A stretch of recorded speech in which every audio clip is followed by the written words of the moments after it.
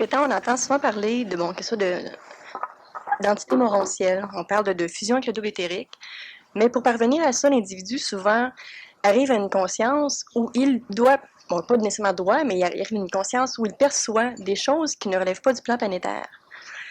Puis ces choses-là, souvent on peut le relier à ce qu'on appelle le dragon, ce qui a été par le passé Merlin, mais qu'aujourd'hui peut porter un autre nom. Ça peut être par exemple soit des faisceaux extraterrestres, mais ce n'est pas clair. Est-ce que tu peux clarifier exactement qu'est-ce que c'est que le dragon? Clarifie-le.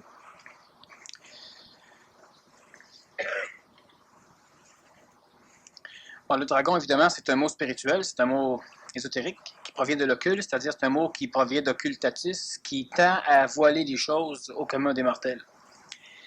Le dragon fait partie du langage d'oiseau, c'est une énergie qui existe dans tout l'univers, qui existe dans toutes les structures de création. C'est une énergie qui est présentement plus résiduelle que dans le passé. C'est une énergie qui provient de la matrice qui a permis la gestation des étoiles et des planètes. C'est une énergie qu'on reconnaît encore aujourd'hui, qu'on est capable de capter avec des radiotélescopes, avec aussi des espèces de pièges à neutrinos. C'est une énergie qui est une trame cosmique, c'est une énergie qui a permis la gestation d'une dimension qu'on appelle l'énergie, d'une dimension qu'on appelle le temps, d'une dimension qu'on appelle la hauteur, et des autres qu'on appelle aussi la profondeur et la largeur. C'est une énergie qui est présente partout dans l'univers, c'est une énergie qui est présente à l'intérieur des atomes, c'est une énergie qui est présente à l'intérieur de la mémoire qui structure les molécules, qui va structurer les corps, qui va structurer les formes. Lorsque l'on parle du dragon, on parle non pas d'une énergie intimement planétaire, on parle d'une énergie qui est totalement cosmique, sauf que dans le voisinage de masses importantes comme celle des planètes ou des soleils, il y a beaucoup plus de présence de cette énergie. Elle est concentrée dans le système atomique. Donc, il y aurait, si on veut ésotériser, plus d'énergie du dragon. Alors, l'être humain est beaucoup plus près du dragon sur une planète. L'être humain est beaucoup plus près du dragon s'il vit sur le bord de la mer que sur une montagne. L'être humain est plus près du dragon s'il vit sous terre. Alors, plus l'être humain peut descendre profondément vers le centre de gravité planétaire, plus se rapproche de l'énergie du dragon. Alors, on pourra aussi dire dans l'ésotérisme que le dragon dort sous la terre et qu'on peut aussi le faire surgir. D'accord, mais cette énergie-là ne semble pas accessible à tous les humains, parce que par le passé, c'était souvent une personne qui était beaucoup plus en contact et qui faisait prévaloir un peu les services de cette énergie-là au peuple. Mais aujourd'hui, elle semble un peu plus accessible. Est-ce que c'est simplement parce qu'à ce moment-là, il y avait moins d'intelligence qui était gérée par les humains? Non, c'est simplement parce que le vocabulaire a changé ainsi que la vision de conscience. Le dragon, présentement, est totalement asservi par la science nucléaire, par la science physique nucléaire, par la fission comme la fusion. Présentement, on travaille un peu partout sur la planète. Les Japonais ont un petit peu d'avance sur cette étude sur la fission à froid, la fusion à froid. Et le dragon sert énormément. On s'en sert présentement dans les hôpitaux. On s'en sert dans les milieux militaires, on s'en sert dans les milieux astronomiques, oui. Et on ne l'appelle pas le dragon, on a changé les mots pour la simple raison qu'il y a eu un temps où lorsqu'on s'adressait à l'humain, c'est comme aujourd'hui d'ailleurs, on doit employer un vocabulaire qui est adapté à l'humain. Sinon, l'humain n'arrive pas à faire de parallèle entre ce qu'il a appris dans le passé, entre ce qu'il conçoit de ce qu'il est et des choses neuves qu'on veut lui amener. Alors, on va donc paraboliser, on va donner des noms qui permettent à l'individu de comprendre.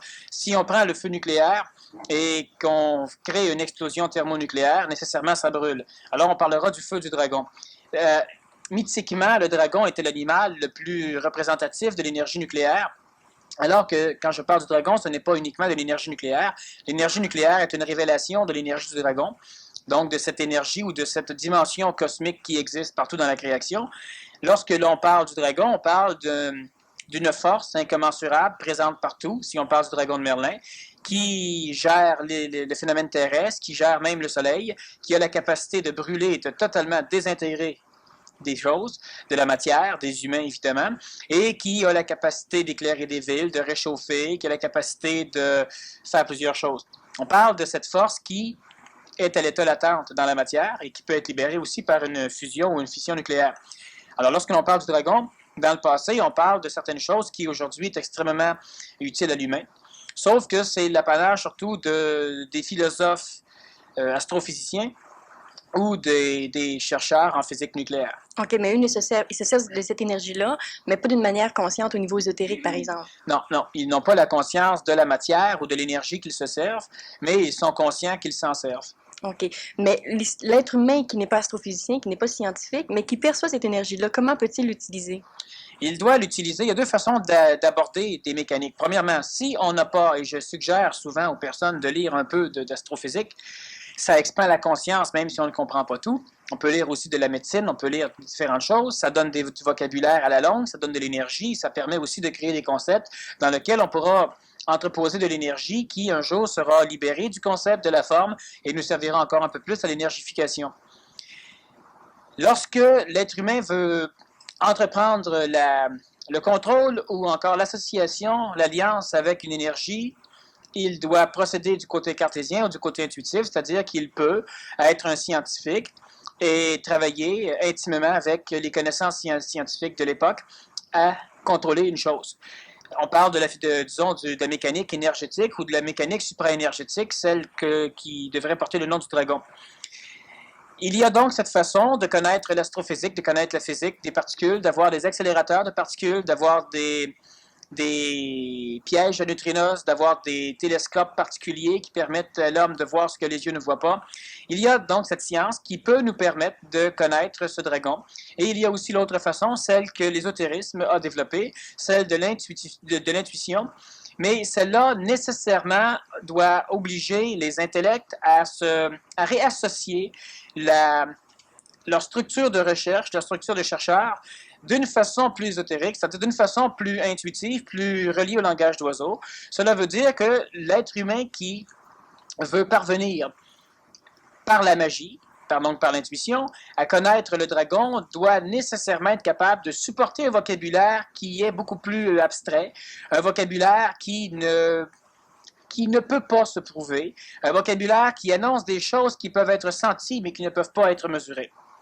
Alors, on aura donc les deux facettes. On a la facette de la vision intuitive qui pourra être juxtaposée à la vision cartésienne. Alors, on peut parler d'une force du dragon, par exemple, c'est comme tu te promènes dans une forêt, tu perçois dans un territoire, disons, comme on a en Union soviétique, c'est là qu'il y en a le plus, tu perçois quelque chose de particulier, alors tu pourras dire à quelqu'un, à un savant, là, il y a une narine du dragon. Et tous les ésotéristes vont comprendre ce que tu veux dire. Ils vont savoir qu'il y a un danger de recevoir le souffle du dragon. Il y a un danger d'être brûlé par le feu du dragon. Qu'il y a des possibilités de se servir du dragon dans cette narine. Qu'il y a... Alors, chaque ésotériste sera à un moment donné capable, par des voies différentes de la science, de contrôler cette narine du dragon. Alors qu'au niveau scientifique, le savant va trouver un peu ridicule ton vocabulaire, il va trouver que tu es un peu perdu, et eux, ils vont faire des recherches un peu partout, et subitement, ils vont découvrir peut-être une mine d'uranium. Bon, alors là, évidemment, ils vont balayer du revers de la main toutes tes stupidités, et ils vont commencer peut-être à ramasser l'énergie dans la mine d'uranium, c'est-à-dire qu'ils vont peut-être exploiter l'uranium, en réalité de l'oxyde d'uranium plus souvent qu'autrement, et ils vont peut-être le mettre dans des accélérateurs ou encore dans des transformateurs d'uranium. Ils vont les placer dans des fours à uranium, dans des espèces d'appareils pour en faire du plutonium, pour en faire du einsteinium, du californium, etc. Ils vont être capables de se servir de cette énergie, pas nécessairement pour faire la même chose que les magiciens. C'est-à-dire que le magicien peut-être pourra s'en servir pour contrecarrer des sorts. C'est-à-dire qu'il se servira d'une énergie qui n'est pas celle du rayonnement ionisant, donc qui est la radioactivité elle-même, mais d'une énergie qui est dégagée par la narine du dragon, donc peut-être la mine d'uranium, et il s'en servira dans l'éther, donc dans l'énergie vitale. L'uranium, tout ce qui est radioactif est extrêmement près du plan vital, et dans dans toute forme de matière, nécessairement dans l'uranium aussi, il y en a plus dans les métaux, plus ils sont compacts, plus il y en a, plus leur masse est grande, plus il y en a. L'uranium étant beaucoup plus pesant que le plomb et que l'or et que les autres métaux, nécessairement, on en retrouvera beaucoup. Il y a beaucoup d'énergie vitale. Le magicien va se servir de l'énergie vitale, à même la narine du dragon, et le savant, lui, va carrément détruire la narine du dragon, c'est-à-dire qu'il va exploiter la mine d'uranium pour se servir uniquement du rayonnement ionisant, donc de la radioactivité de l'uranium. Est-ce que l'homme peut épuiser cette réserve d'énergie-là du dragon? Si le magicien se sert de l'énergie du dragon, il ne peut pas l'épuiser. C'est-à-dire qu'il peut l'épuiser, mais ça va prendre plusieurs millions d'années. Si le savant se sert de la mine d'uranium, lui pourra l'épuiser assez rapidement. Et est-ce que, par exemple, le magicien, est-ce qu'il peut faire quelque chose peut venir un peu contrecarrer la perte d'énergie que le scientifique peut faire? Pas tellement. Pourquoi? Parce que le scientifique, lui, va ramasser l'uranium, il va s'en servir pour faire certaines choses et par la suite, il aura des déchets nucléaires. Les déchets nucléaires sont toujours radioactifs, donc finalement, c'est toujours utilisable, mais ils n'ont pas la même puissance ou le même ordre de radioactivité. Et ils se sont dégradés du point de vue de leur masse, sauf qu'il y a encore énormément d'énergie vitale utilisable par le magicien. Mais parce que la mine, qui est une concentration d'énergie vitale d'uranium, exemple, parce que la mine aurait été exploitée, l'énergie, donc la matière uranium, aura été dispersée sur la planète un peu partout, ce qui fait que du point de vue de la concentration, de la densité, ce n'est pas suffisant. Le magicien qui se sert d'un territoire du dragon ne touche pas au territoire. Ce qui fait que la concentration reste là la même. Parce que le savant, si on regarde des déchets radioactifs, avant que l'uranium devienne du plomb, par sa dégradation, l'uranium devient du plomb, ça prend des milliers, sinon des millions d'années. Bon, il passe par un paquet de phases. Lorsque le savant détruit l'uranium, avant d'en épuiser réellement l'énergie, cela va prendre énormément d'années. Sauf que du point de vue de ce que la science se sert dans l'uranium, c'est rapidement épuisé. Tantôt, tu parlais du territoire du dragon. Est-ce qu'il y a un espace défini ou est-ce qu'il y a des endroits particuliers où on peut avoir plus d'énergie du dragon? Ben oui, évidemment. Toutes les mines sont des endroits où le dragon s'exprime, c'est-à-dire là où il y a des concentrations particulières de métaux. Plus c'est radioactif, plus c'est puissamment dragon. Et là où on aura, par exemple, lorsqu'un magicien peut parler d'un volcan, il va encore parler du dragon. Okay. Alors, il parlera du souffle, il parlera du feu, il parlera de ceci, il parlera de cela. Le magicien sera capable de se servir du volcan pour se réchauffer, pour alimenter des appareils assez mystérieux à la Dr. Frankenstein qu'il peut bâtir. Quand je parle de mystérieux, c'est toujours du point de vue de ceux qui ne comprennent pas la science du magicien. Et il peut se servir de cette énergie longtemps. Si on prend des exemples dans Jules Verne avec un des savants qui fabrique le premier sous-marin, le Nautilus,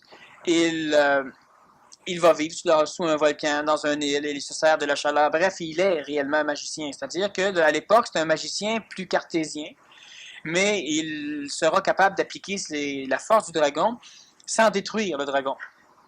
Alors que la science ordinaire préfère étudier dans son laboratoire et plus souvent qu'autrement, elle va tout détruire pour amener, pour récupérer, pour s'en servir dans un escient qui est de l'immédiat terme, plus souvent, ou disons du court terme, directement adapté à ce que l'humain recherche du point de vue de son astralité, c'est-à-dire du point de vue de ses désirs, mais jamais du point de vue de ce que la force pourrait lui amener un jour.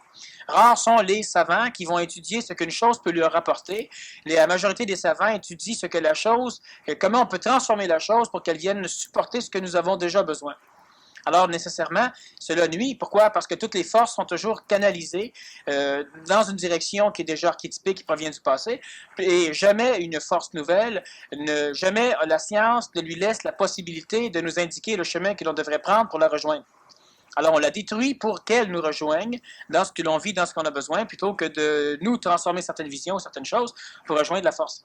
Est-ce que ça veut dire, par exemple, le cheminement évolutif que chacun suit, est-ce qu'il doit, par exemple, parvenir à être ce qu'on appelle un magicien? Parce que finalement, le magicien, on a souvent mis ça dans un rôle ou un titre précis qui fait qu'on ne sent pas nécessairement qu'on peut devenir éventuellement magicien.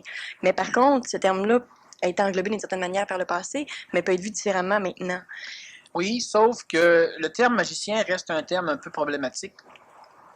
Le terme guerrier est peut-être encore beaucoup plus évident, ou le terme chevalier est plus précis du point de vue de la forme, parce que une personne, l'être humain doit devenir un magicien chevalier. Et encore là, ça peut être pénible. Pourquoi? Parce que beaucoup d'égos vont penser à magicien nécessairement à mixture, potion, gros chaudron avec des ébullitions, baffe de crapaud et tout le tralala, alors que ce n'est pas cela. Si on considère le guerrier, plusieurs verront là immédiatement les armes laser, les armes à feu, les épées. Et ce n'est pas cela non plus. Si on parle du chevalier, on verra peut-être monture. Mais ce n'est pas cela non plus. Mais c'est en même temps tous ces trois paramètres. Alors, l'individu qui est magicien fonctionne par l'intuition, c'est-à-dire que par sa présence, il devient le creuset qui va obliger la structuration d'une matrice, qui va contrôler de l'énergie. Mais il n'a pas eu besoin de faire des pactes techniques avec quoi que ce soit.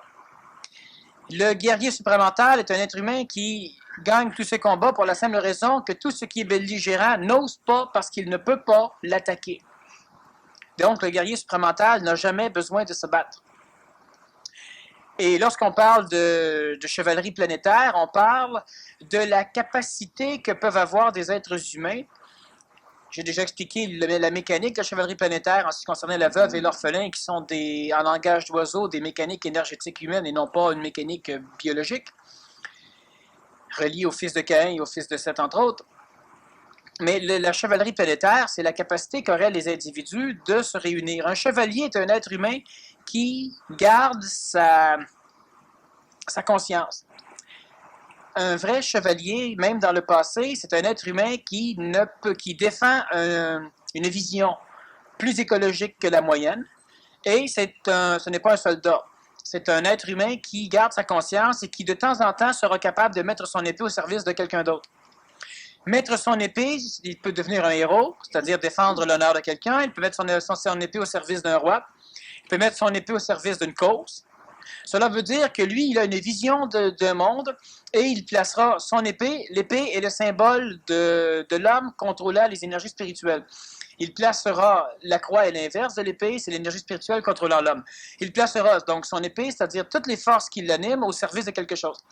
Alors, si on rencontre 20 chevaliers, les 20 chevaliers seront un groupe, sauf qu'à l'instant où une vision particulière sera dissociante, c'est-à-dire qu'il y aura 15 chevaliers qui décideront d'aller à gauche, il y a 5 chevaliers qui voudront aller à droite, il n'y a aucun des chevaliers qui voudra forcer l'autre à les suivre.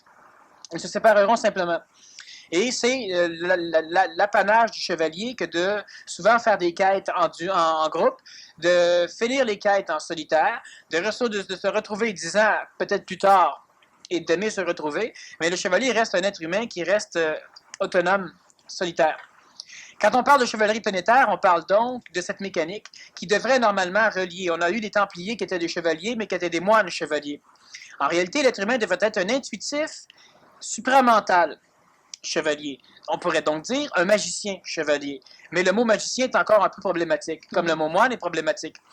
Il peut devenir un guerrier chevalier. Un guerrier, c'est quelqu'un qui a la capacité de mettre son énergie au service d'une cause. Sauf quand on parle de guerrier supramental, cela veut dire que la cause sera l'intelligence.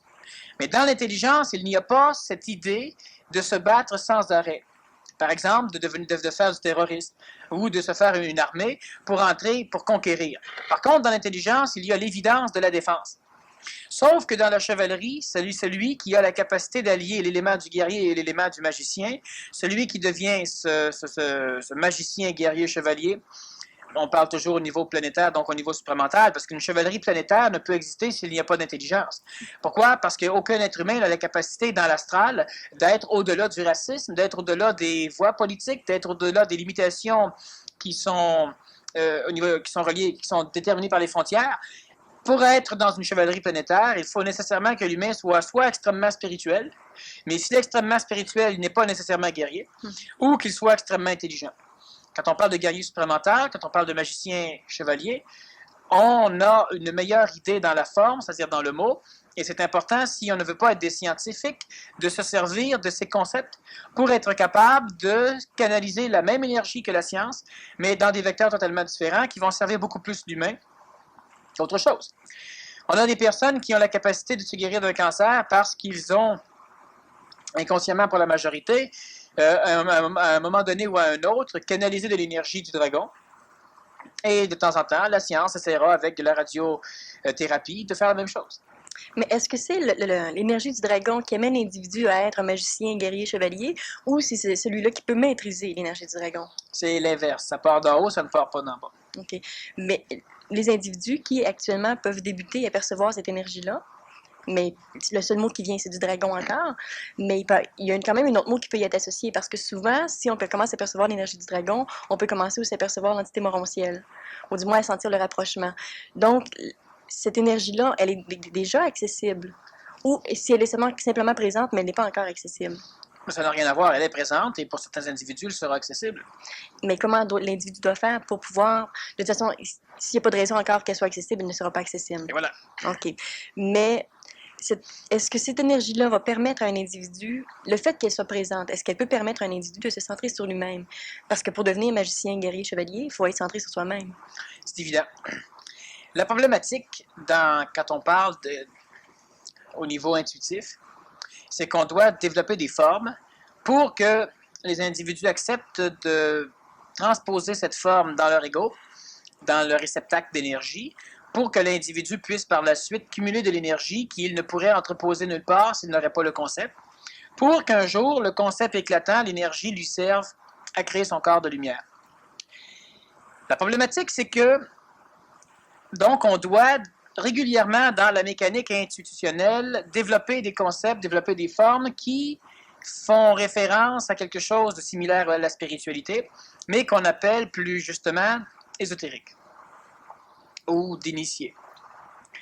Maintenant, donc le problème de cette mécanique, c'est que l'humain égoïque a une grande tendance à adorer le contenant et à ne pas se servir du contenu.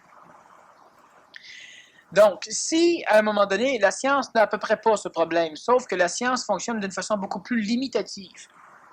Elle est beaucoup plus limitée, quoique son résultat semble meilleur. Pourquoi? Parce que jamais, ou presque jamais, les individus qui travaillent dans la science ne finissent par adorer les prouvettes. Ils travaillent toujours avec ce qu'il y a dedans. Ils sont intéressés par les prouvettes. Ça contient ce qu'ils peuvent mettre dedans. Mais ils travaillent avec ce qu'il y a à l'intérieur. La science fait la même chose. Elle va passer énormément d'années à créer des contenants. Un réacteur nucléaire en est un. Mais ce qui les intéresse n'est pas le contenant, c'est ce qui va se passer à l'intérieur. N'empêche, le contenant est extraordinairement important. Sans le contenant, ils ne peuvent pas continuer. Dans l'intuition, c'est la même chose. On doit développer des contenants, mais l'être humain a une grosse tendance à s'associer aux contenants. Je dis que lorsqu'un être humain rencontre son entité morontielle, lorsqu'un être humain reçoit une réincarnation d'agglomérat spirituel, lorsqu'un être humain rejette la particule anti-homme à l'extérieur, lorsqu'un être humain rencontre des mécaniques supramentales extraterrestres, alors, pour que l'humain comprenne ce qui doit se passer, on doit phraséologiser les choses, mettre des mots. Alors, on va dire, par exemple, tu te promènes dans la forêt et à un moment donné, il y a de la lumière qui apparaît autour de toi. Alors, l'être humain spirituel, celui qui se fait accrocher par le contenant, mais jamais par le contenu, va dans la forêt espérant rencontrer de la lumière. À un moment donné, il a l'impression que quelque chose change. Alors, son intellect lui dit, écoute bien là. Il cligne les yeux un peu, regarde comme il faut. Non, il n'y a pas de lumière. Alors qu'il y avait de la lumière, mais ce n'est pas de la lumière photonique. C'est de l'énergie. De l'énergie qui est capable d'irradier certains neurones dans le cerveau, et cela va engendrer une perception neuronique, donc cérébrale, d'une intensité lumineuse. Mais si l'individu s'intellectualise et se sert de son corps physique pour mieux voir, il ne voit plus rien.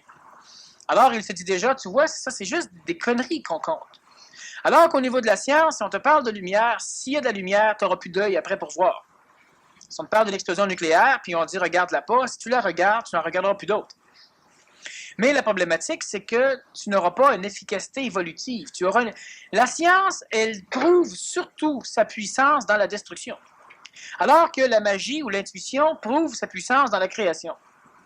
Et nécessairement, tout ce qui est destructif est beaucoup plus facilement acquérissable. On peut l'acquérir rapidement. Alors que ce qui est constructif est plus pénible. Pourquoi? Parce que dans la structuration évolutive des contextes froids, comme l'est la planète Terre, tout tend vers la dégradation. Alors, nécessairement, si on prend une science qui va vers la dégradation, on marche déjà dans le sens du courant. Si on travaille vers la restructuration, vers la création, on va contre le courant. Cela veut dire quoi? Cela veut dire que si tu vas à 5 km à l'heure en descendant, le courant va à 5 km à l'heure, tu détruis à 10 km à l'heure. Si tu montes à 5 km à l'heure pour créer, le courant descendant à 5 km à l'heure, tout le monde pourra dire tu es stable, tu ne fais rien. Tu ne détruis pas et tu ne bâtis pas, mais tu vas à la même vitesse que la science. Sauf que c'est à zéro. Alors, l'être humain qui est dans le contexte spirituel doit avoir un peu plus d'énergie pour commencer à grimper, c'est-à-dire qu'il doit monter à 6 km à l'heure. Alors, tout le monde dira, toi, la science va à 10, toi, tu vas à 1. Oui, mais on va à la même vitesse tous les deux, sauf qu'en réalité, l'intuitif va 1 km plus vite que la science, mais dans le sens opposé. Alors, si on s'attaque au feu nucléaire, on s'attaque aux explosifs, on s'attaque à tout, à tout. La science évolue beaucoup plus vite dans les structures militaires. Par la suite, des années 20, 30, 40, 50 ans plus tard, certains personnages arriveront à l'ajuster pour aider l'humain qui n'est pas guerrier. Mais ça se développe à une vitesse folle dans la destruction, très lentement dans la création. Mais comment on fait pour augmenter cette vitesse-là dans la construction? On doit simplement s'énergifier, on doit travailler avec les paramètres que déjà vous connaissez tous, on doit travailler avec la négociation, mais on doit surtout être capable, un jour, de comprendre ce que c'est que la forme, sans attacher de valeur émotive à la forme pour ne pas la spiritualiser. On doit être capable de rester totalement scientifique à travers des formes qui, elles, proviennent de concepts ou de perceptions intuitives. Donc, tu verras de la lumière. Par la suite, il y aura un corps, un être qui va apparaître devant toi, et ce sera probablement une entité morontielle. Ils peuvent être 2, 3 ou 4. Bon, alors la personne raconte ce qui lui est arrivé, et ces êtres dansaient autour de moi. Et à un moment donné, elles se sont frappées tous ensemble, et là, ça a éclaté, elles ont disparu. Par la suite, j'ai senti que c'était disparu, mais que c'était en train de se restructurer à l'intérieur de moi. Alors, la personne qui entend ça, qui recherche un contact avec une entité morontielle, elle se garage dans le bois, et là, elle cherche la lumière la nuit, et puis là, elle essaie de voir les entités en question, puis là, elle essaie de... Mais elle n'a rien compris. On ne parle pas de ce que le cartésien peut voir, et le cartésien fonctionne uniquement à partir des sens physiques. Là, on te parlait en langage intuitif, et le langage intuitif ne fait référence qu'au sens vitalique. Alors, notre personnage, il est là, il essaie de voir avec ses yeux, il essaie d'entendre, il essaie de goûter, il essaie de percevoir endocrinalement, et finalement, tout ce que tu as compté, c'est de la foutaise, ou encore, je dois être loin d'être là. Alors que non. Bon, à un moment donné, on a pratiqué une vision vitale, où les individus étaient appelés à voir des entités dans la forêt. Il y en a qui font des grimaces, il y en a qui sautent, c'est plein, c'est une vraie farce, comme ici, il y en a plein présentement. Il y en a qui volent, il y en a qui sont assis, il y en a bon. C'est plein. Sauf que la personne qui essaie de voir ça avec le côté cartésien, donc en se servant uniquement de son corps physique, elle ne pourra rien voir. En même temps, peut-être qu'elle perçoit, puis ça disparaît lorsqu'elle veut vérifier physiquement, et elle parlera d'imagination. C'est comme de dire, je prends des lunettes qui nous permettent de voir l'infrarouge, ce que l'œil ne voit pas, et chaque fois que je vois quelque chose, je me dis, crème, j'ai mes lunettes. Ah, il me semblait aussi, c'est mes maudites lunettes. Eh oui, c'est sûr que c'est tes maudites lunettes.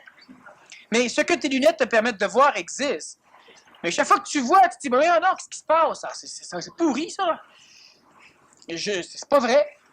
Et c'est ce qui arrive quand l'intuitif commence à s'approcher d'une vision que le corps ne peut pas voir, de son, de toucher, de perception complète que le corps ne peut pas concevoir et structurer. Et là, chaque fois qu'il pense voir, alors il élimine cela, puis il veut vérifier que son corps physique, et nécessairement, il perd tout. Donc, le danger, c'est la spiritualisation. Pourquoi? Parce que l'être humain va finir par centrer uniquement dans sa perception intuitive, son évolution d'homme nouveau, de femme nouvelle ou d'enfant nouveau. Et la problématique, c'est que le maître de l'intuition chez l'humain, c'est l'astral. C'est-à-dire que l'intuition est un facteur, une mécanique très peu développée chez l'humain.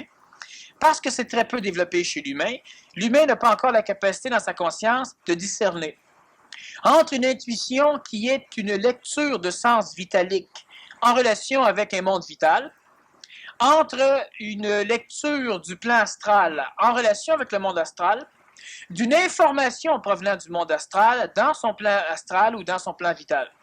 C'est-à-dire que je dois me fier à ce que moi, en tant que structure énergétique, je perçois, mais je ne peux me fier à ce que moi, en tant qu'être humain ascendant, je reçois comme information du monde astral. Alors, on va me dire, l'autre côté, là, il y a ceci. Ça, je n'ai rien à foutre. Moi, je veux percevoir ce qu'il y a de l'autre côté. Alors, dans les deux cas, c'est un peu la même chose. C'est comme je peux voir avec mes yeux, mais je peux aussi, ou encore j'entends avec mes oreilles, et je veux entendre ce qu'il y a à l'autre bord d'un mur. Mais tout ce que j'entends, c'est quelqu'un qui me dit « Ah, c'est un cheval qui gueule, qui est à l'autre bord du mur. » Alors, je peux me dire « Ah, je sais ce qu'il y a, mais je ne l'ai jamais entendu. » Alors, on peut dire « Oui, mais ça reste de l'oreille. » C'est ça. On a de l'information astrale qui, elle, on ne peut y faire confiance, et on a une perception astrale qui, elle, est totalement réelle. Mais cette parvenir, par exemple, à voir la différence entre les deux, quel est le processus, quel est le procédé? C'est de se faire, simplement de se laisser aller à une confiance, mais c'est même pas une confiance, ça peut être trop astral, mais c'est d'être intuitif, d'être soi-même, finalement. De se laisser aller à une expérience. Parce que c'est encore délicat de se laisser aller à une expérience, parce qu'il peut y avoir tellement de coloration. Oui, mais l'idée, c'est qu'on ne croit à rien. Non, c'est vrai. C'est extrêmement facile. La seule chose qu'il y a, c'est que l'humain ne peut faire ce travail. Il faut comprendre une chose, c'est que plus l'humain évolue, plus les choses deviennent apparemment compliquées, uniquement parce qu'au lieu d'être assujetti aux archétypes qui, normalement, font que tu peux facilement devenir une magicienne, un magicien, un homme ou une femme nouvelle, dans l'apparence, l'humain ne peut, lorsqu'il est évolué, parvenir à cela uniquement que s'il a de l'intelligence. Il ne peut développer son intelligence que s'il tend à exprimer son intelligence.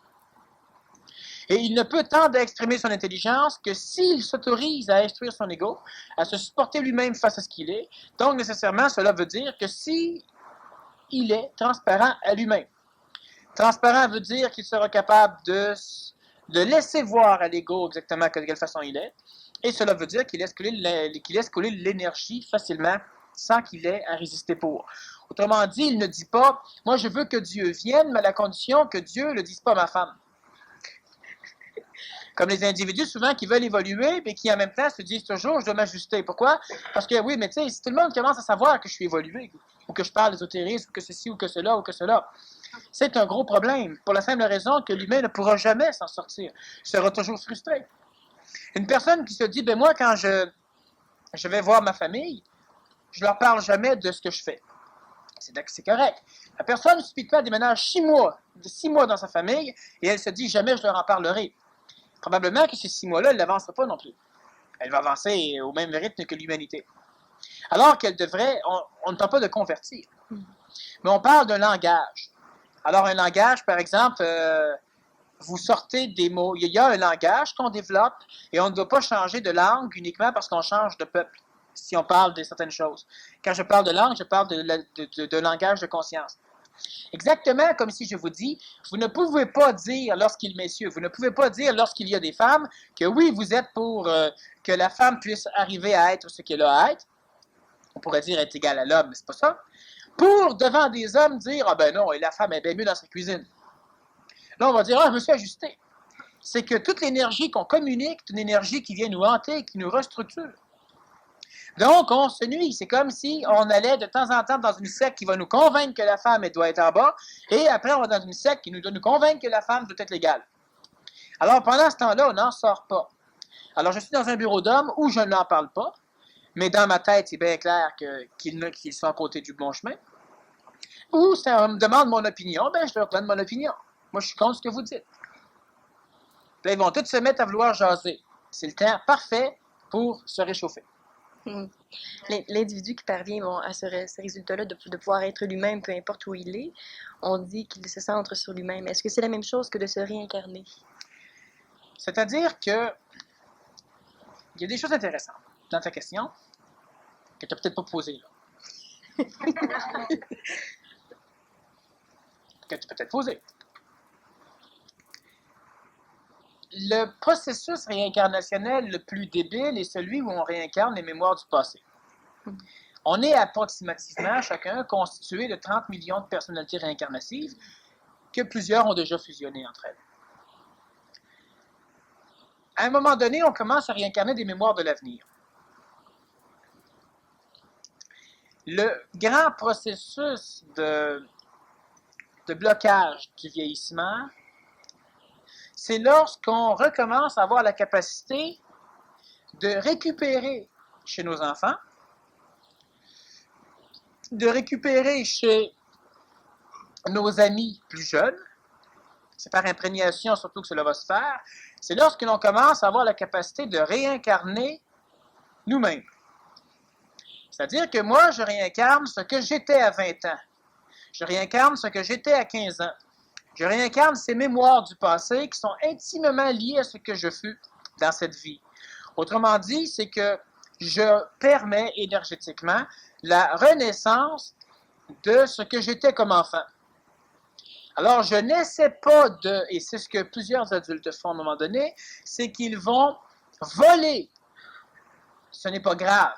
Ils vont voler la jeunesse d'autres enfants, c'est-à-dire qu'ils vont essayer de se tenir avec des enfants, non pas parce qu'ils sont jeunes. C'est normal, quand on est jeune, qu'on joue avec des gens au niveau de la conscience du même âge que nous. Je ne parle pas physiquement, et plus souvent qu'autrement, ils seront plus jeunes aussi. Mais il y en a des personnes qui vont simplement têter les jeunes dans le but de ramasser de leur jeunesse pour la réincarner chez elles, pour se rajeunir.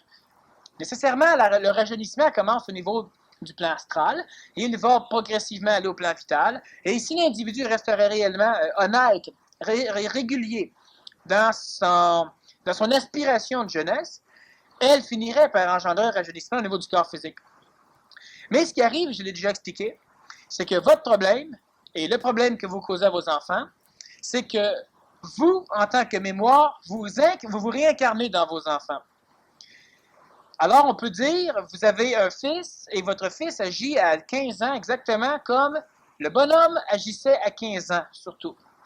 Et on pourra constater que vous avez une fille, votre fille est là 18, 19, 20, 25, 30 ans, et elle agit exactement comme vous, au même âge qu'elle. Elle fera des choses un peu différentes, parce que le milieu est différent, mais on parle de caractère. Alors, ce qui arrive, c'est que, par exemple, on prend l'homme. L'homme, à 20 ans, moi je suis rendu, par exemple, à une trentaine d'années physiques. À 30 ans, normalement, ce que j'étais à 20 ans se réincarnera dans certains individus qui ont 20 ans, en l'occurrence, mes enfants. Ce que moi je vivais à 20 ans, il y a des parties qui vont s'incarner, sauf si moi j'ai la capacité de me réincarner. Alors là, mes enfants n'auront pas à supporter ce que j'étais à 20 ans. Mais comment faire pour te réincarner avec les enfants? Parce que tu vas têter de leur énergie, tu vas têter donc c'est quand même une forme de mémoire reliée à ce que tu étais par le passé. Oui. Mais automatiquement, c'est aussi tes parents qui étaient là aussi à 20 ans. Oui. La seule chose qu'il y a, c'est qu'il faut faire attention. Premièrement, on doit purger. Moi, si je dis réincarner ce que j'étais à 20 ans, ou ce que j'étais à 15 ans, ou ce que j'étais à 10 ans, du point de vue de ma conscience, nécessairement, cela exclut tout ce que mes parents ont pu s'incarner chez moi. Je ne réincarnerai pas mes parents. Mes parents, ils m'habitent encore. Mon père, à 30 ans, a tenté de s'incarner chez moi à 30 ans. Il n'a pas réussi. Et moi, je vais progressivement réincarner ce que moi j'étais. Si c'est ce que moi j'étais, nécessairement, je ne peux pas réincarner en même temps ce que mon père était. Par exemple, toi, tu vas réincarner à 30 ans ce que tu étais à 20 ans. Mais en même temps, à 20 ans, tu agissais peut-être comme certains de tes ancêtres, comme ta mère, dans certaines caractéristiques. Maintenant, comme il y a certains jeunes qui, tout au long de leur jeunesse, n'ont jamais réincarné leurs parents, donc ils ont toujours été un peu le mouton blanc de la famille. La famille dit le mouton noir, évidemment, mais le mouton blanc. Et parce que ces individus n'ont pas réincarné, ce sera nécessairement beaucoup plus facile. Mais ce que l'on doit faire à un moment donné, c'est qu'on doit, quand on parle de rajeunir, c'est qu'on doit revenir à ce que nous étions lorsqu'on avait 40 ans, lorsqu'on avait 30 ans, lorsqu'on avait 20 ans, lorsqu'on avait 10 ans, etc. Et ce qui va arriver, c'est que vous allez progressivement mourir en tant qu'adulte. Un adulte, c'est uniquement le ramassis inconscient ou conscient de toutes les réincarnations du passé sans fusionnement. Ce que vous devez devenir, et un enfant, c'est quoi? Un enfant, c'est libre, ça n'a pas accumulé encore. L'enfant, c'est l'expérience planétaire dans l'instantané, dans l'immédiat. Ce que l'humain doit devenir, c'est un enfant qui a de l'expérience, et non pas un adulte. L'adulte, lui, peut avoir de l'expérience aussi, mais en même temps, il est totalement stéréotypé par tout ce qui le constitue. Alors qu'un enfant qui a de l'expérience est encore capable de jouer, encore capable de rire, encore capable de faire des farces, encore capable de faire des bons mauvais coups.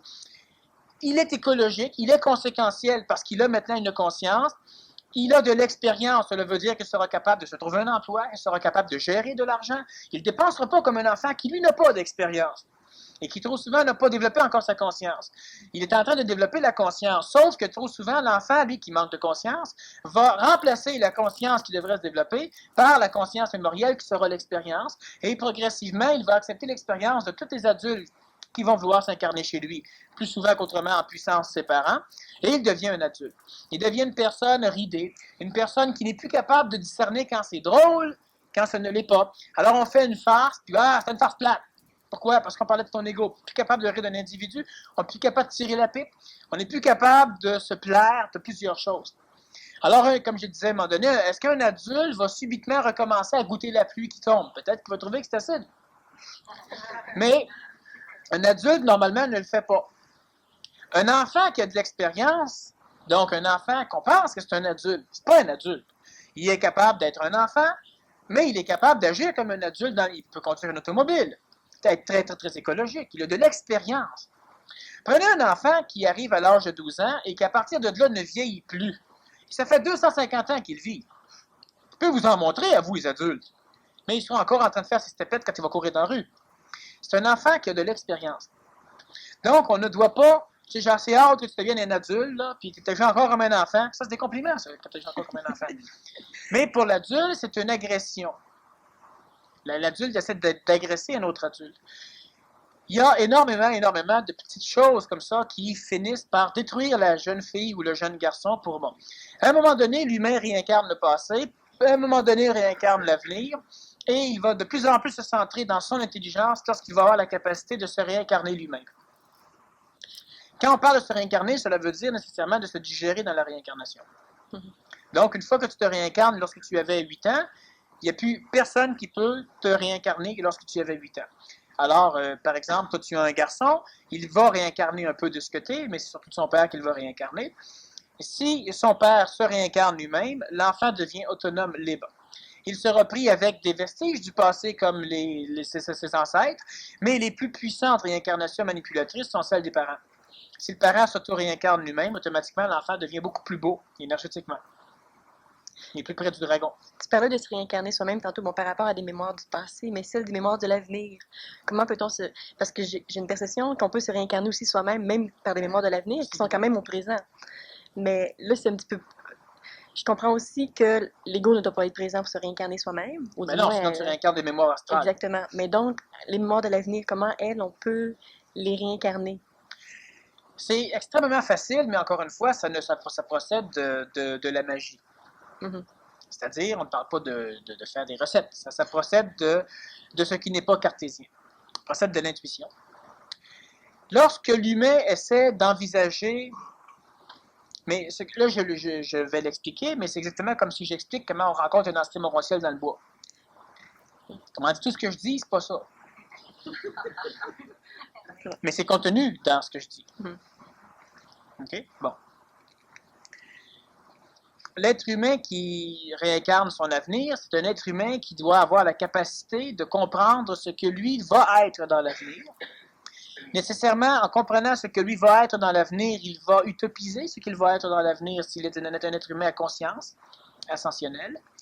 Utopisant ce qu'il va être dans l'avenir, nécessairement, il va déjà l'incorporer chez lui. Sauf si, je reviens encore, si l'humain se cristalliserait la forme, il se dirait, bon, ben dans 20 ans, je vais être bon. Ce qui fait que j'ai 20 ans pour niaiser, tu sais.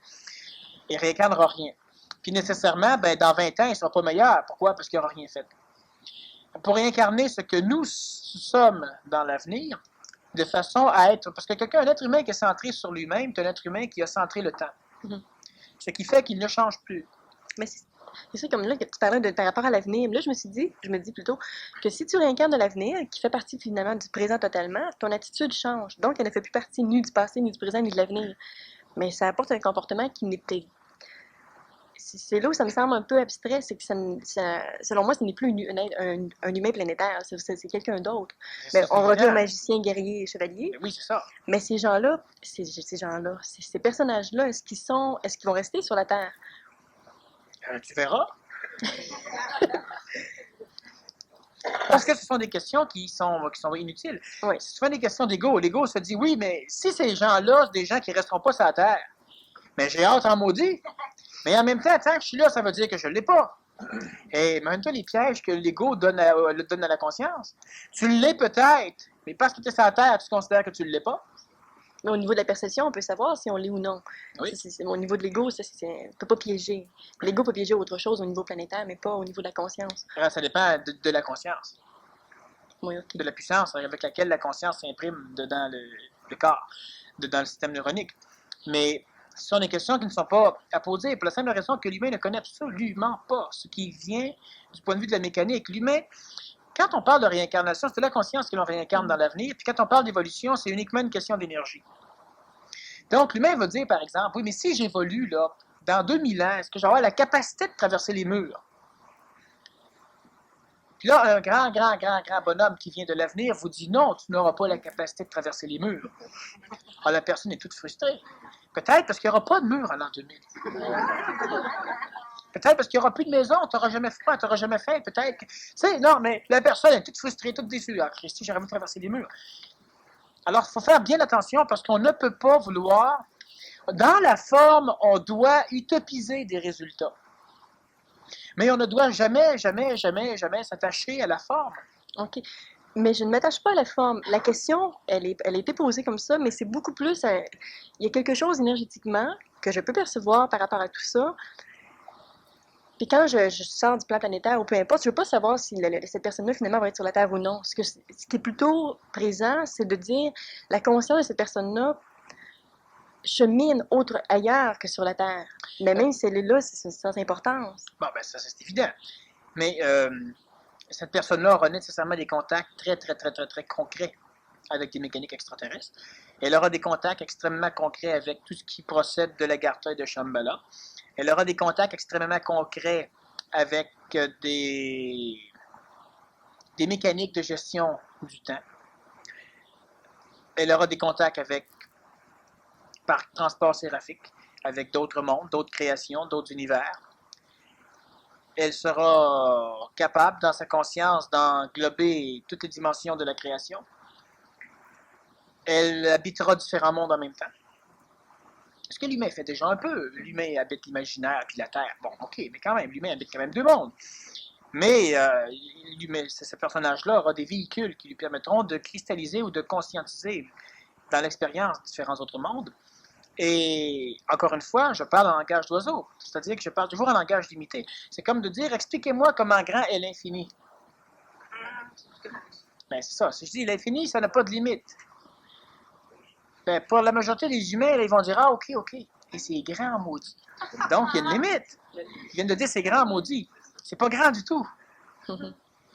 Mais pour l'humain, ça va. C'est de la forme. La forme, elle est utile parce que, je répète encore, c'est que quand on prend un concept, tu dis le dragon, certains peuvent appeler ça Dieu, c'est pas grave. L'important, c'est qu'on prend, il y a de l'énergie qui est de l'eau. Il y a de l'eau ici. Alors, amène l'eau chez vous. Tu peux pas. Alors, à un moment donné, qu'est-ce que tu fais? C'est que tu crées un contenant. Dans le contenant, tu mets de l'énergie. Et là, tu dis, oui, mais moi, c'est l'eau qui m'intéresse. C'est vrai. Voici le contenant. C'est le concept, c'est la forme. C'est Dieu, c'est le dragon, c'est le double éthérique, c'est n'importe quoi.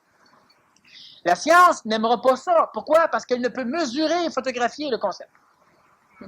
Surtout que la science ne peut pas non plus en faire des copies. Ça doit germer chez l'humain. Mais en science, tu vois la même chose. Albert Einstein, quand il a amené tous ces concepts, ça a pris des générations avant que les gens puissent parvenir à jouer avec les concepts d'Einstein, de les comprendre, de comprendre ce que ça voulait dire, de pouvoir continuer à s'amuser. Il y a Fermi, il y en a plusieurs qui ont réussi à s'amuser un peu avec, Rutherford, puis quelques autres. Mais la majorité, non. Maintenant que j'ai le concept, qu'est-ce que la majorité des spiritualistes font? Ils disent, bon, il faut boire de l'eau. Essaie de boire. Ben, il y a un petit peu d'eau, c'est de la condensation sur le verre. Puis ils se disent, tu sais, ça fonctionne, mais c'est vraiment, c'est décevant. C'est pas long, tu te dis, tu sais, c'est toute la foutaise. Non, il y a une façon. Si tu veux, par exemple, mettre l'eau là, tu peux briser le concept. En brisant le concept, toute l'eau va à la bonne place. Mais, nécessairement, il n'y a plus de concept. Bon. Tu peux en recréer un. Si vous êtes capable, si vous apprenez à jouer avec la forme, il n'y aura pas de problème. Mais on peut aussi transformer un concept. Un verre, comme ça, ici. Pour contenir de l'eau, ça doit être comme ça. Mais pour verser l'eau, il doit être comme ça. Sauf que c'est plus tout à fait le même concept. Alors l'humain se dit, oui, mais regarde, ça verse pas, change ton concept. Ah oui, mais c'était peurant. Parce que essaie de transporter de l'eau comme ça. Ouais, c'est bien compliqué. Tu sais, c'est le même concept. Point de vue différent. Alors, c'est la même chose. On parle de concept chevalier, on parle de concept de n'importe quoi. C'est tout bon. Ça permet de transporter de l'énergie. La journée que c'est le temps que cette énergie-là serve à réchauffer une conversation, à augmenter une énergification, à faire pousser une plante, à créer quelque chose, à préserver la vie de ton corps physique ou des choses dans le genre, c'est le temps qu'on bouge le concept. Mais le concept est une forme. Donc, on ne peut pas dire, oui, mais gars, maintenant, tu as tout changé, là. Ça voulait dire que c'était pas vrai. C'est pas plus vrai qu'un verre. Ça a une utilité. Et personne n'a jamais dit que le concept était vrai. Le concept est un contenant. En tant que contenant, il est vrai. En tant que concept, c'est un vrai concept. Bien sûr. L'illusion, c'est une réalité. Mais lorsque l'individu s'attache uniquement à la forme ici, puis il dit la valeur de ce concept, c'est ce qu'il y a dedans, comme les religions le font. Jamais tu te serviras de ce qu'il y a dedans. Il ne faut pas. Tu as déjà parlé de faisceaux extraterrestres, parce qu'on parlait des. On a j'ai souvent entendu parler des 12 faisceaux, puis tu as commencé à un moment donné à parler de faisceaux extraterrestres. Est-ce que c'est relié aussi à ce qu'on peut parler, par exemple, au niveau des différentes forces? On va faire une pause, puis on va en reparler. Parfait. Mais ça va être trop long.